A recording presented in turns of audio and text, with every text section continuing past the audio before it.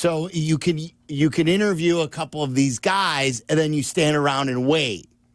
But now he was talking about it when it was 13 people. Oh, it's grown. It's 18 now. Yeah.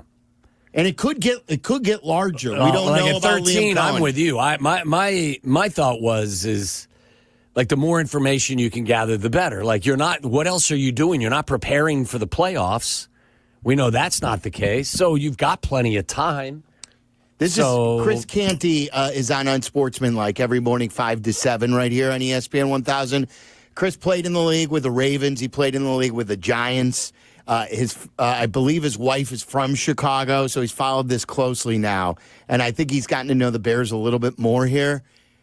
He talks about the expansive list and why he doesn't like it. Feels like they are trying to do this in a way where they can't get criticized. And it's a fine line between casting a wide net and having an aimless coaching search. Right? You have to have an archetype that you're looking for. There has to be a particular criteria.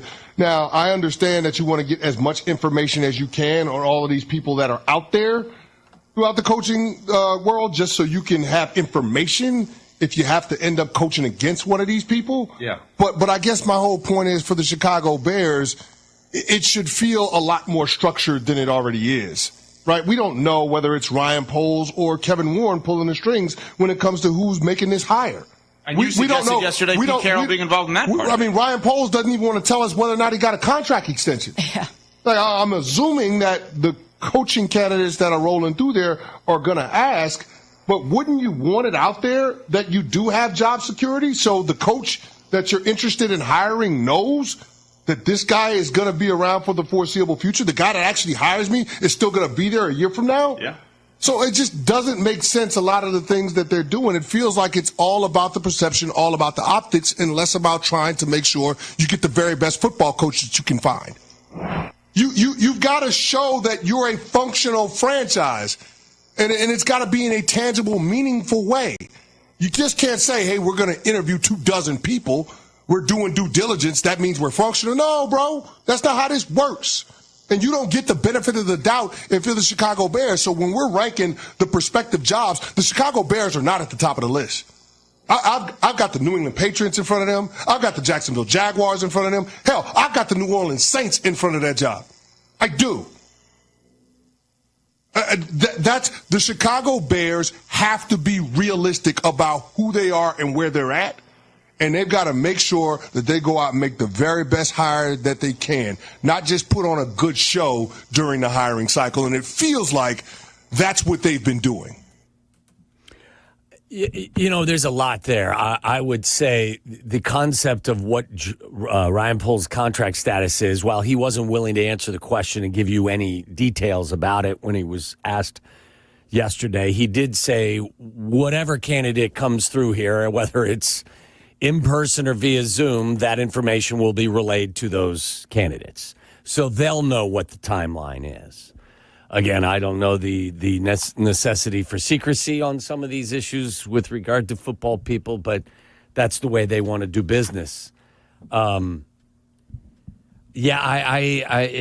understand his point, though, about like optics versus covering bases. Like, yes, you want to cover all your bases, but are you doing it simply to say, we only interviewed 4 or 5 last time?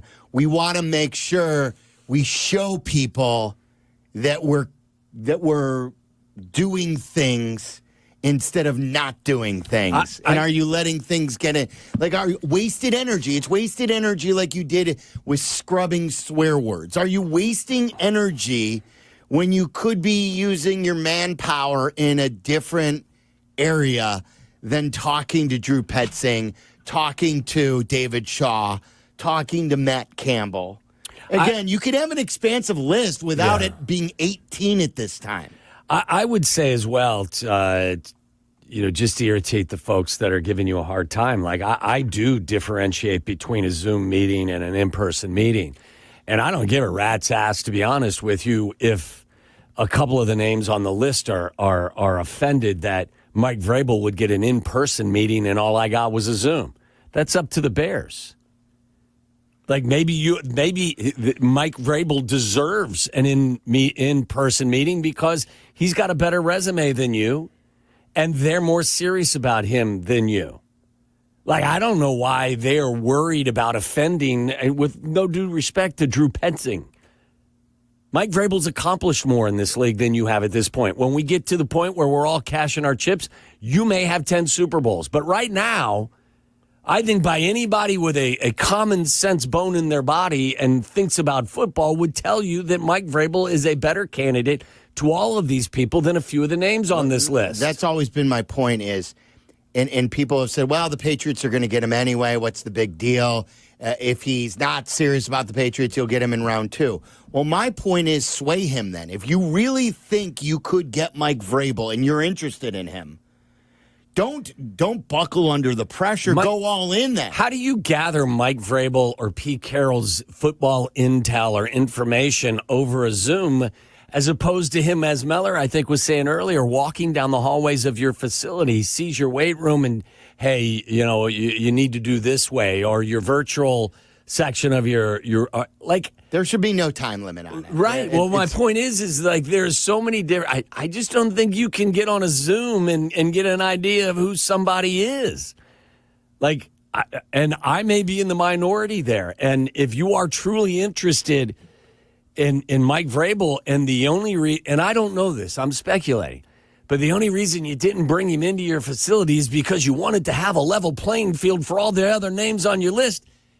What are you doing? No, that's the. Again, but I don't know that that's their motivation. That's not how they did the quarterback search with Caleb. Right. They didn't even interview Jaden Daniels. They said Caleb's our guy. Caleb's the top guy. Great point. We're going all in, and we're gonna have Caleb sit down with our team. Like if Mike Vrabel is at top of your list, and one of these guys that you think is one of these can't miss coaching candidates that you really want, you bring him and you give him the Hallis. Think the Patriots have a chance. You've got first chance before the Pats. You give him the Hallis Hall car wash, and I'm talking like more the ESPN one, not the Northwestern one. You know what I'm saying? Oh boy, well I forgot about that one. Why did you have to bring that up? What I'm saying is you give him the full tour, the building, the facility, maybe even whatever it is. You take him to Sophia's Steak in Lake Forest. You open Kevin Warren's always talked about how much he loves wine. Open up a bottle of wine, whatever. Exchange football stories. People like to work with people that they like talking to. It's not always about interviews. You want to be with people you like spending time with. It's how relationships are really built. You want to say as well, on top of that as well, you know who has then, if this is the case and you want to keep this on a level playing field, there's somebody on this list that has been given an unfair advantage based on circumstance. Brown. Yes. Like, if that was the case, like if you want to keep this on a totally level playing field, then Thomas has got an advantage. No, but to Silvy's point, too, about going out to dinner and just hanging out with someone, you're going to get, in all likelihood, the best face from every single one of these candidates on their virtual interview.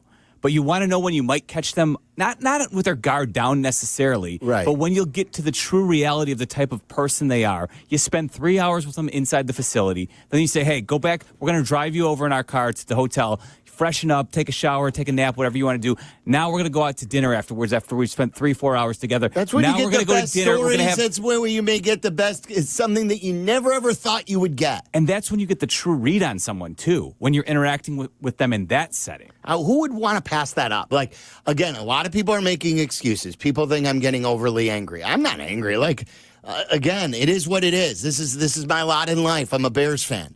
They go on these searches. They search for offensive coordinators, defensive coordinators, head coaches, and GMs, and they repeat this cycle every 2 years.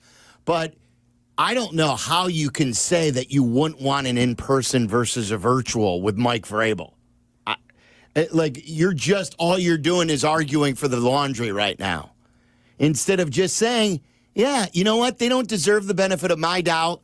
Mike Vrabel should be in your building if you had a chance to get Mike Vrabel in. What does it hurt?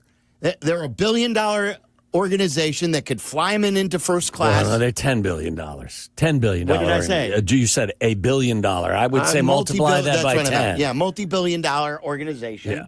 Yeah. You bring him in town. You learn from Mike Vrabel. At the very least, I'd like to know, just as a fan, as somebody who covers the team, I would just want to know their rationale behind their decision to do all of these in this manner. Like other teams are doing it differently. Like I said, the Patriots, they've won, 6 titles in the last 25 years? Now, you can, take a cynical approach and just say, well, they had Tom Brady. Well, I mean, something works. They're bringing him in. Like, he's going to be in there in person. If it's good enough for him, and it was good enough for the Jets to bring him in person, why wouldn't it be good enough for you to have him? I just want to know the rationale behind it. 332-3776. We'll get your calls coming up. Wanted to play you that stuff from some of the media people. You may agree, you may not agree. You may say, hey, the more the merrier. You've got time. You can't interview most of these guys in person. We know that. We know those are the rules. I'm not saying fly everybody in because you can't. It's against the rules. We're talking about Vrabel and Carroll. Go out to dinner with those guys. Sit around the table with them as long as you can. Learn from them. Get to know them. Why would you go against that?